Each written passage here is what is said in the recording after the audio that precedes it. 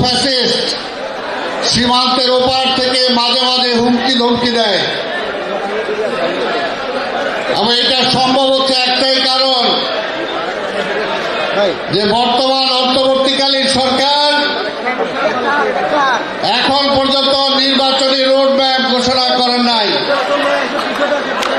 তাই সেই সুযোগ নিয়ে সে আবার ষড়যন্ত্র করার সাহস পাচ্ছে। তাই আজকের এই সরকারকে বলবো,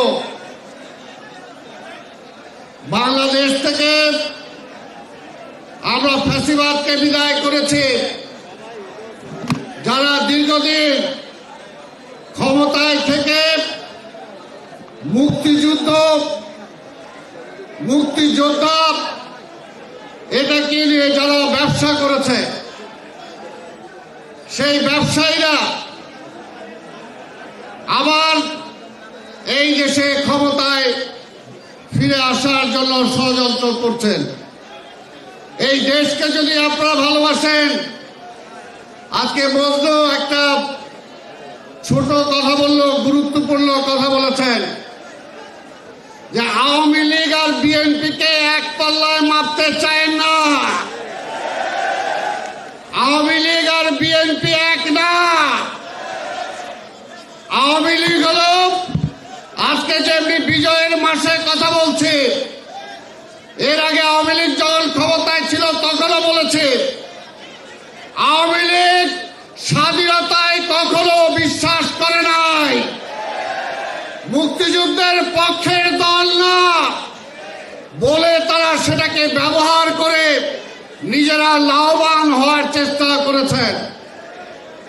মুক্তিযুদ্ধের পক্ষের দল যদি হয়ে থাকে তাহলে সেটা হল স্বাধীনতার ঘোষক শহীদ রাষ্ট্রপতি জিয়া রহমানের গণদল বিএনপি হলো একমাত্র মুক্তিযুদ্ধের দল, যারা এই মুক্তিযুদ্ধের স্বপ্নকে চেতনাকে ধারণ করে এবং বাস্তবায়ন করার চেষ্টা করেছেন।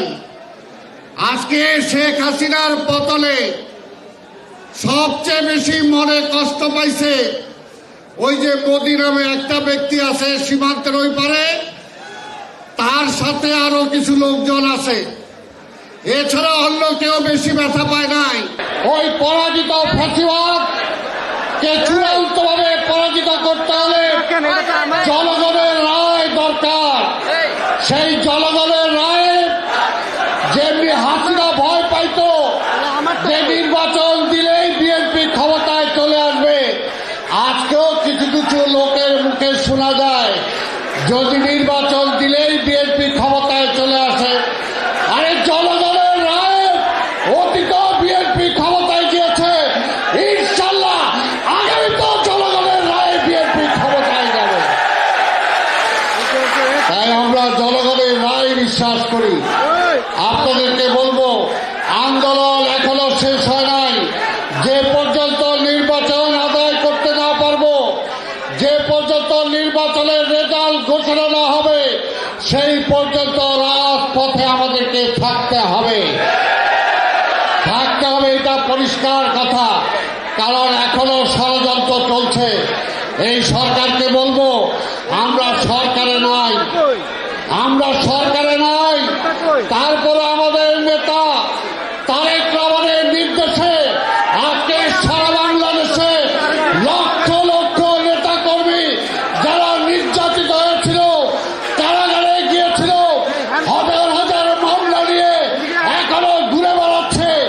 এখনো কিন্তু আমরা আমাদের প্রতিশোধ পরায়ণ হই নাই।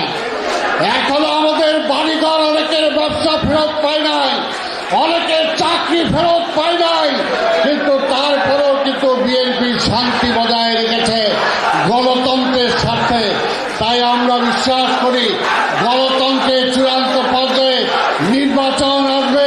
সেই নির্বাচনে জনগণের রায় দিয়ে আজকে নির্বাচিত সরকার গঠন করাই হলো আজকের এই অন্তর্বর্তীকালীন সরকারের মূল কাজ। আমরা বিশ্বাস করি এই সরকার সেই মূল কাজের দিকে যাওয়ার দাবি